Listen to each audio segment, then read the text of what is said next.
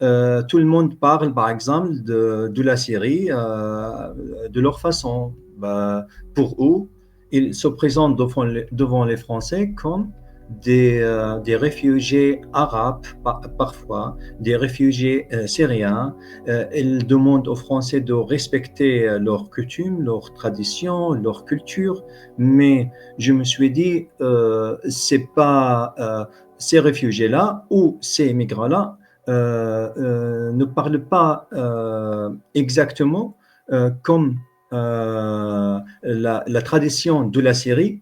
Ils ne savent pas leur histoire, ils ne savent pas même leur tradition, mais ils essayent de propager une culture qui n'est pas la mienne ou qui n'est pas même de la Syrie, ni la Syrie à l'ancienne époque ou ni la Syrie actuelle. Et donc, pour ça, j'avais beaucoup de problèmes. C'est pas, et ce sera peut-être étonnant, c'est pas l'intégration avec les Français, mais c'est l'intégration avec d'autres réfugiés, parce qu'on se découvre, on se fait, je sais pas, connaissance avec les autres réfugiés.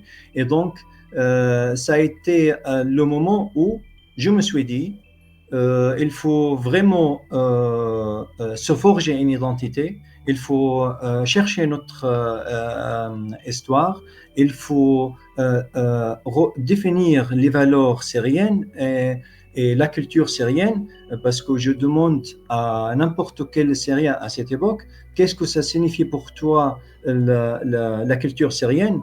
Ben, à peine peut-être personne n'arrive à bien définir c'est quoi la culture syrienne. Et pourtant, ils se présentent devant les Français comme des réfugiés syriens. Euh, En fait, il y a, le titre de mon livre, c'est un mot qui n'existe pas en français. Mais j'ai essayé de mélanger deux mots en même. C'était tout d'abord déraciné et puis c'est enraciné. Et donc, déraciné parce que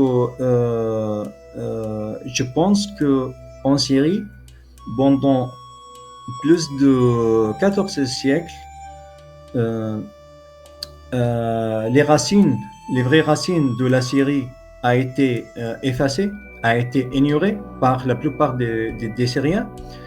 Et donc, actuellement, toujours, ou presque tout le monde parle de la Syrie arabo-musulmane, avec une culture arabo-musulmane. Et donc, il y a beaucoup de diversité en Syrie. Il y a des Syriens qui ne parlent pas même la langue arabe. Et pourtant, on dit, on présente la Syrie comme une Syrie avec une culture arabo-musulmane.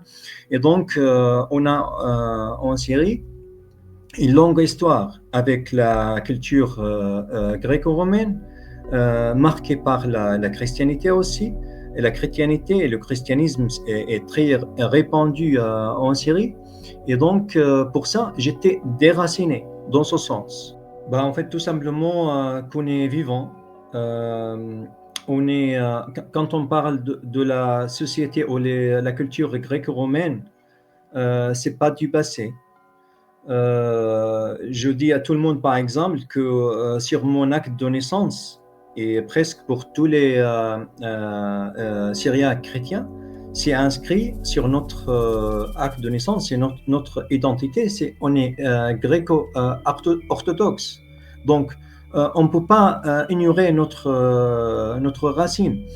Le deuxième message, c'est j'invite tous les lecteurs à repenser à soi-même, à son passé, à son histoire, quelles sont les valeurs de la société à laquelle il faut défendre. C'est tout simplement que l'histoire peut-être va évoluer de temps en temps, mais quand même, il y a un lien fort entre le passé et l'avenir. Sans le passé, on ne peut rien faire. Et donc, c'est les deux messages qu'il faut que qui m'intéressent à adresser au lecteur. Αν σας άρεσε το βίντεό μας, κάντε εγγραφή στο κανάλι, πατήστε like και αφήστε το δικό σας σχόλιο. Ευχαριστούμε για την υποστήριξη.